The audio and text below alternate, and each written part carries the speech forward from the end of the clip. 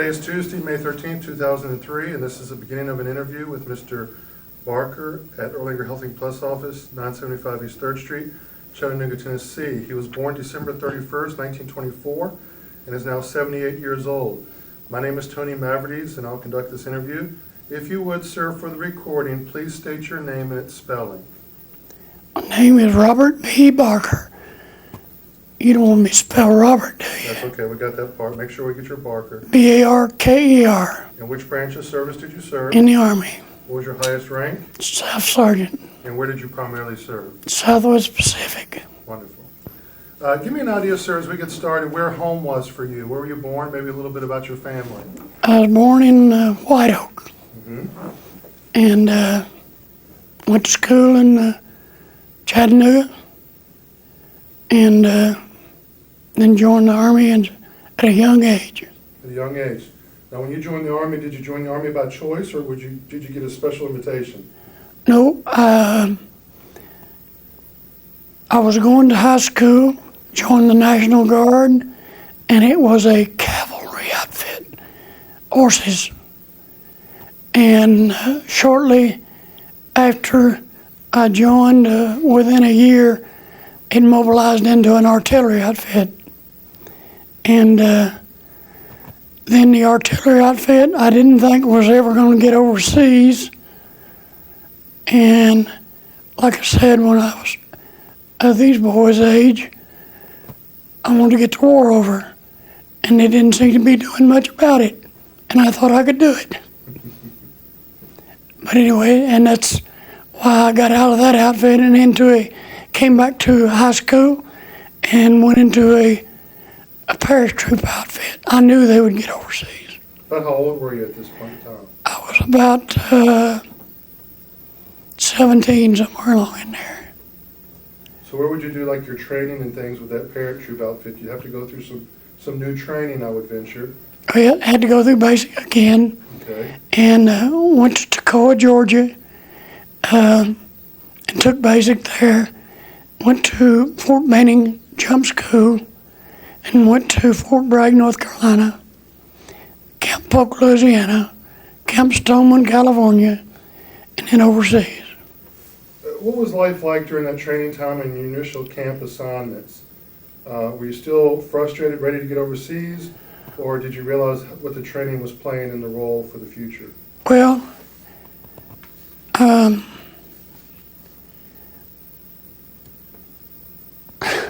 I think people are overtrained, but the training is for unity. And in other words, I can depend on you, you can depend on me, that kind of business. As far as training you to pull a trigger, that's ridiculous. That's all there is to it. You go to West Point and a guy with no education can kill you. Mm-hmm. So. What was life like during that time? Were you able to keep up with your family back home through communication? Well, 1 second. Oh. Okay, we're talking about the 30s?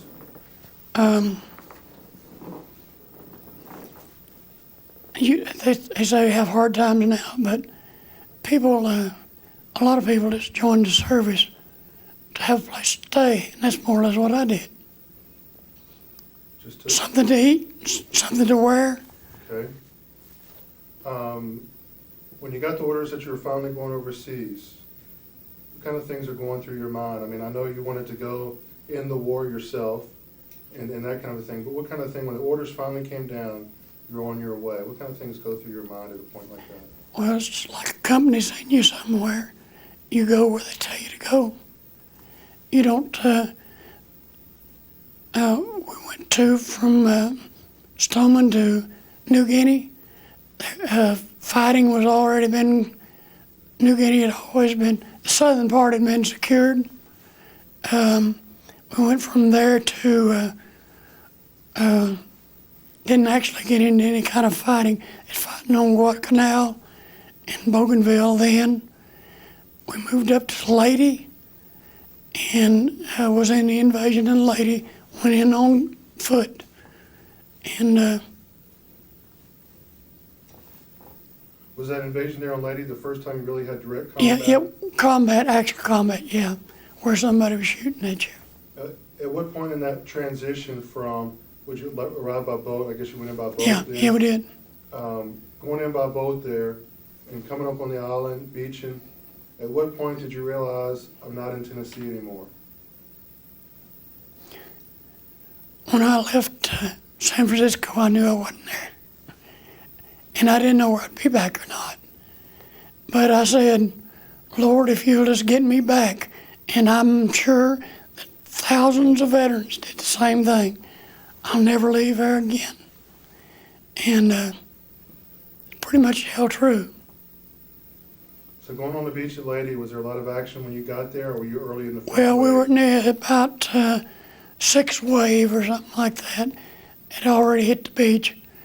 And then we assembled about 50 yards inland, and then we went into the mountains, and they established one in the book. It'll tell about they went around one side of the island and went around the other side on the beach. They sent us through the mountains, and that's where all the fighting was. So it got pretty intense pretty quick. Yeah, and it was a horseshoe, and it was a trap, and it just closed the trap to a point that they didn't let. They still let troops in, killed 1,000 a day. But and we just held it until Christmas Day. We closed the trap, moved into the ocean. So they were pulling troops out of Luzon, though. I don't know where you're familiar with that area or not, but I have a house in Manila, yes, sir. is that right? Well, that was what the idea was, to pull troops from Luzon and kill as many as they could. And it helped, because when they invaded Manila, we went in south, I forget what that beach, but we jumped on Tagaytay Ridge at a hotel there.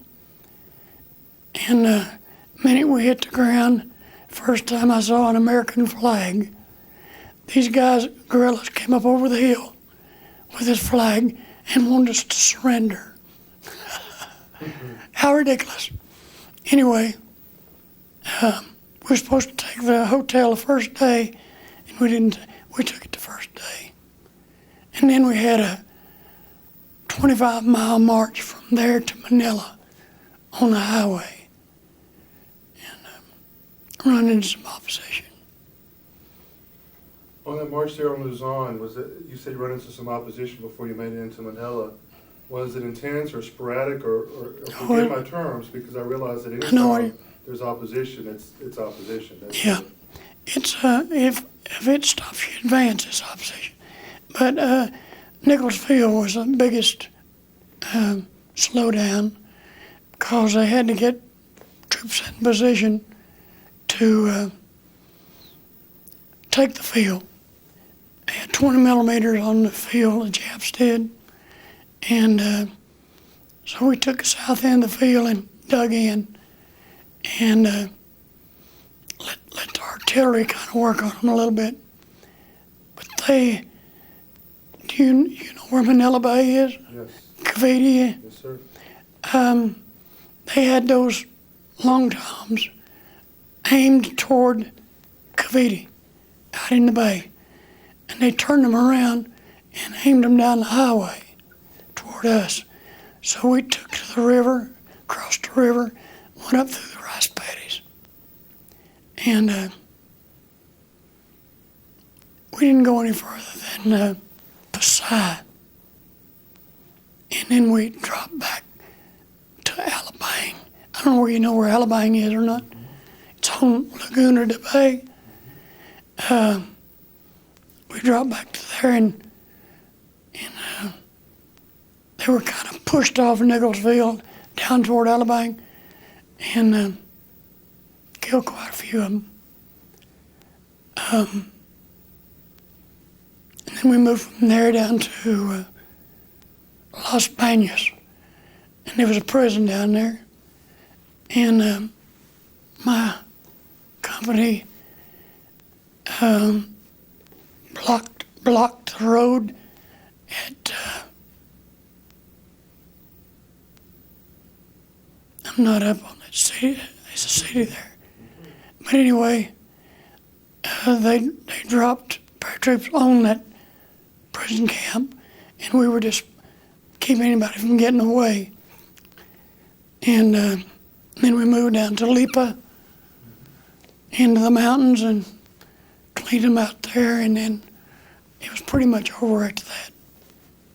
How much time would you end up staying in the Philippine Islands? We went on the front every day for 3 months. We were on the front every day, every night. And that's a long time. How big a group was with you? How big was your... Well, the biggest part I was concerned with was a platoon size. Okay. How many would be in a platoon for you? 40, 40 in a platoon? 37 really, but 40, yeah. Okay. Through the initial invasions and then through Luzon and things, did you see a lot of turnover in your group? Oh yeah, a lot of them got killed. And we had replacements come in, and they just fell into the slot. Like I said, training, they didn't have the training or anything, but they put them there, and a lot of them didn't make it. Being as tense as it was during those type of battles, when you saw a reserve coming up, You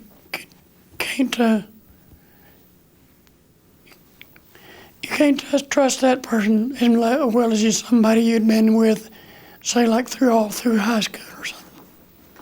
they were still young and green. Yes, and they didn't have, well, tell them it's kind of like coming down here. I think my grandson ought to know how to get here, but he'll have a conception of how to get here. But anyway. So some of those guys, at that point in time, were we rushing some of the people through camp to get them overseas? Was that a period of time? Replacements, yeah. I know for different periods of time, we had guys going through basic in very short periods, just to get them some basic ideas of what's going on, and we're sending them right to the front. Like I said, it didn't need a whole lot of training.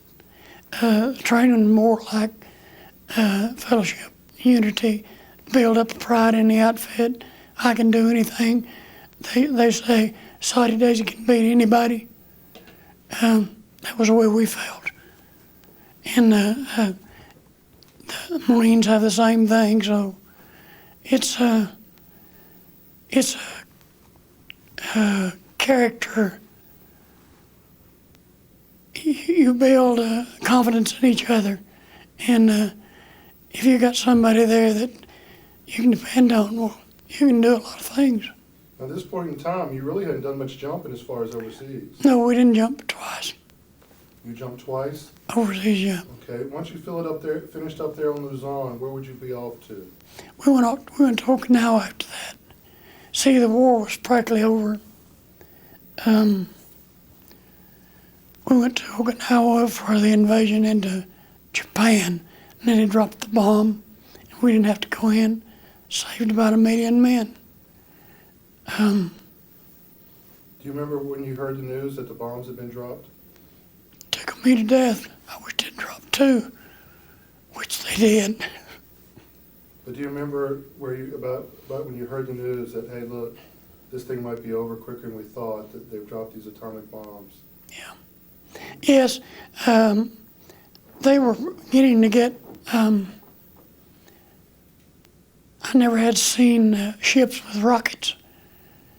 And they had those on Okinawa, and they did a job, good job. And we were beginning to get sophisticated equipment, which I thought was great. But it's still up to the individual soldier. And each outfit has their own pride in their outfit. And I think we was the best. How much time would you spend in Okinawa? About a month or so, something like that. Now, as you were saying, was that time to prepare for the invasion? Was that We, more of a we training knew mission? that war was over then. They'd already dropped the first bomb, and they were going to drop the second one. And they'd pretty much given up. They didn't really give up, but conceded that war was over. And we knew that we were going to be going the first troops in there, and we were. They selected one sergeant from each company in our regiment, and this may sound like bragging, but I was one chosen from our company, and we were to be MacArthur's honor guard. In other words, if nothing happened to him, and which is what we did when we went in there. And he was I don't know my opinion on that or not, but he was a grandstander and a movie buff. I mean, he had to have a right position and all that. And personally, I didn't like him, but nevertheless, he was a great tactician. He came into Atsugi Air Base on the other side of Yokohama and stood at the plane door and put the corncob pipe in his mouth. Bunch of bull. But anyway, we left there and went to the Palace Hotel, Grand Hotel, downtown Tokyo. And the Japanese were lined up facing away from the road on both sides. And we were in these trucks. I don't know what we'd have done if they'd have done something. But anyway, they took the propellers off the airplanes and disabled them so that they wouldn't banzai us or anything. And then went on into the hotel, and I was on guard on MacArthur's door. He was in a room by himself, said not let. There's one colonel that was all that could go in there. And I was standing, it was a door with a transom overhead.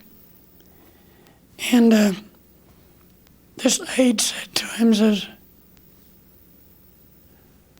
"You want to use this?"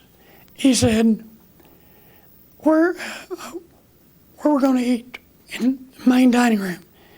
MacArthur says, "Pick out the most prominent table in the room. That's where I'll sit." And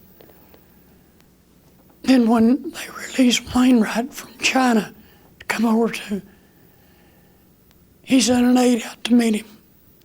And rather than go out there and meet him himself, he'd been in a prisoner of war camp. I didn't like him for that either. But then they went ahead and I went down with to the Missouri where they signed the peace treaty. And you might say I won the war myself. You might have a tendency to think that, but after telling you all that, but it did. It didn't take long to get that out of me. You know, I want to win this thing. But it's not up to an individual, no matter what it is. It's a group effort.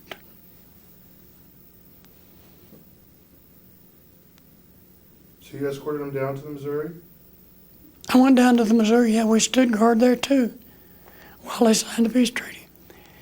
And then we were stationed at a house on the top of the hill looking down on Yokohama.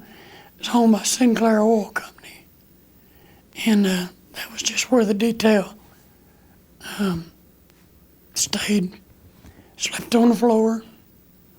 Japanese sleep on the floor. Okay, that's my story. I'm sticking to it. Well, I'm not even sticking to it. How would you finish up your time there? You finish up, how long would you spend with MacArthur? About a month. And then his first cavalry came in and they relieved us. And we were just kind of shock troops. If something had happened, we'd have gone first. But that's all right. You'd be with him about a month total. Where would you head off to once you left MacArthur? We went to Sendai, which is north of, it's almost to the northernmost island on Japan. And we took over a prefecture, which is a county, and some of us, we had a battalion stationed up there, and that's where a lot of foodism went on. I'm not going into that. I'm not going into that either. That's no problem. How long would you stay up there? I stayed up there till November 45, and then came home. Got back here 25th November, somewhere along in there, and went to work for the railroad in December 45, and worked for them for 23 years. And Where were you processed out at? Once you got back to the States, you're processed out where?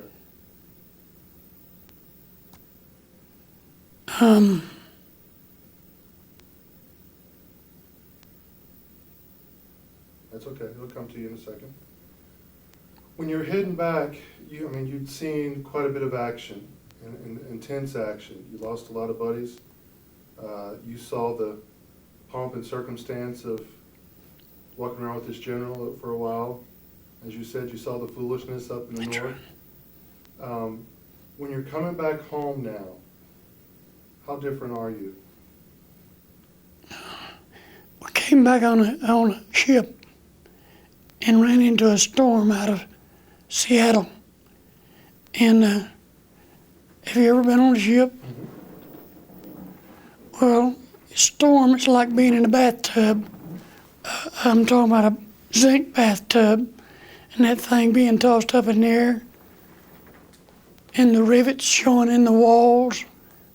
They're coming and going. And that's as bad as war. You don't know where you're going to make it or not. But we came into Portland, Oregon, and I guess that's where I was processed out. Were you convinced right away that you were ready to come home, or did they give you an option to re-up? Or? No, well,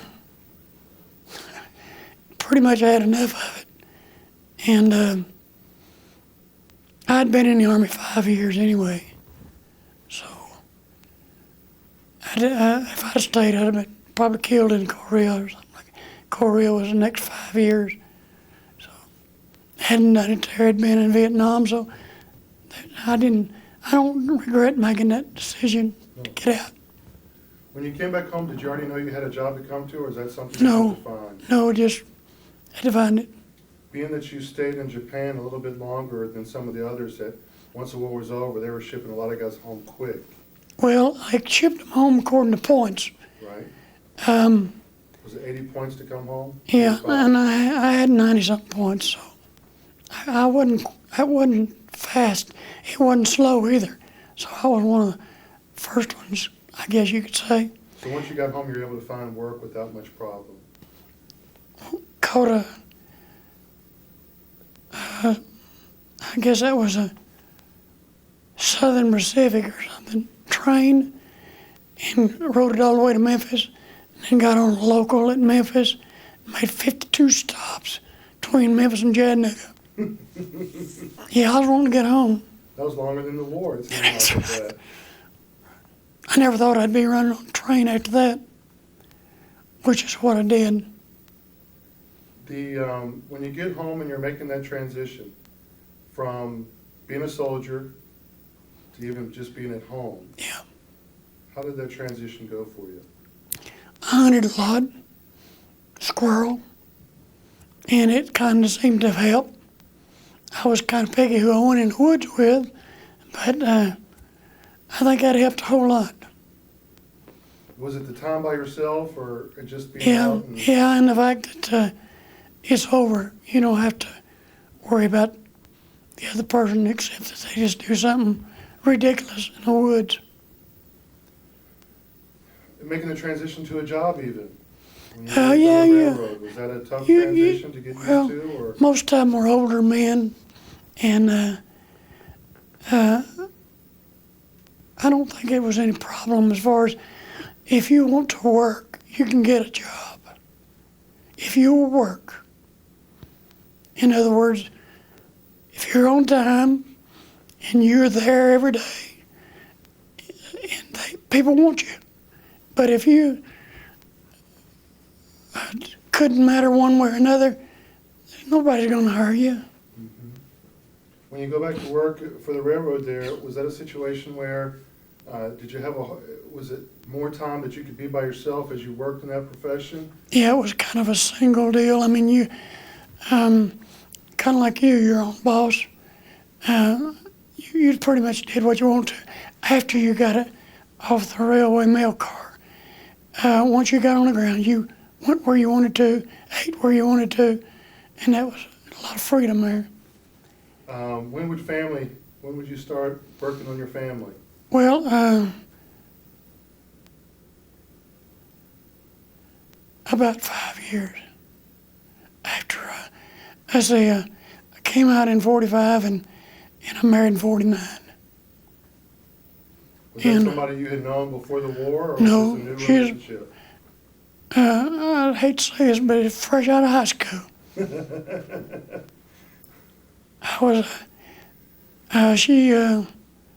She went to Red Bank, and she got out in May, and we married in February. So she's about 6 months, and but I did have a job. I hadn't one for 3 or 4 years, so that at least we could get something, a car, an apartment, stuff like that.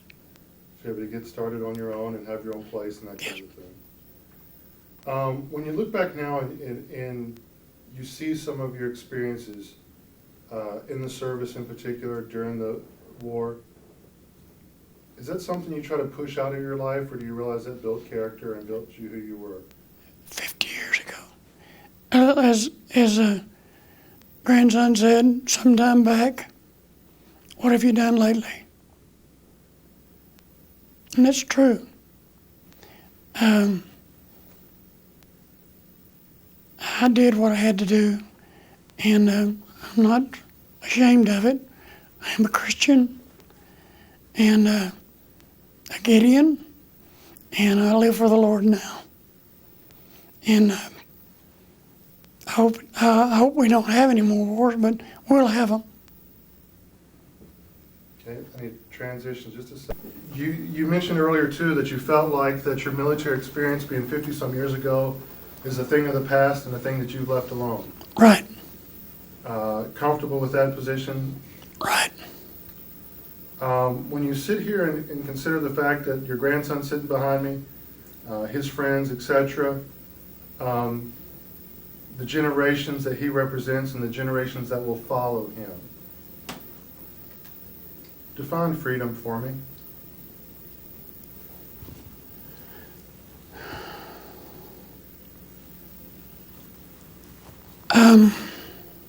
Freedom is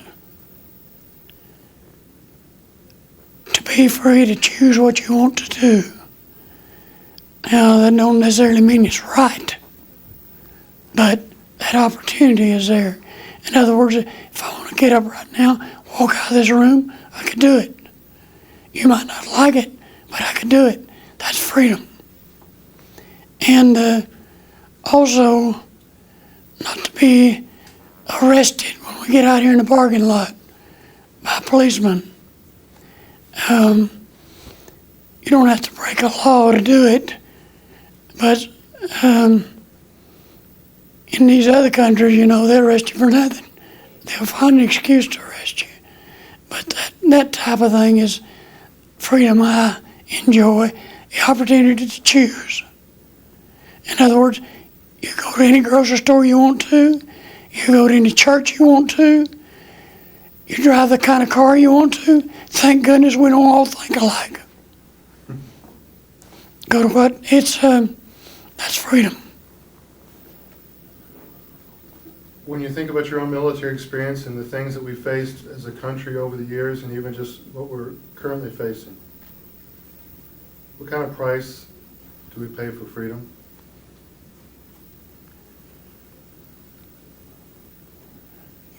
It's a big price, terrific price. Is it worth it? I think it is. I'm better off now than I ever thought I was. I can remember back in the 1940s, I didn't have a nickel to rub together. And now, more than I can spend. So that's a difference. If it's measured in money, I'm wealthy. If it's measured in love, I'm wealthy. But yes, I think it's a great thing, but we do have to pay a price. You don't have a house and not protect it. So we've got to protect our democracy. And if it happened and I was young enough, I'd do it again. I don't regret anything. I regret my decisions that I didn't accept the Lord 50 years ago, but I did depend on Him then. I mean, there's a certain amount of peace that you can eliminate a lot of problems if you'll just believe. And you say, is that all there is to it? Yes, that's all there is to it. If you'll believe in the Lord Jesus Christ, you can be saved. And a lot of your problems are over. Girl problems, money problems, car problems, a lot of things you go through, you make these troubles yourself. And if you have somebody to walk beside you, you got it made.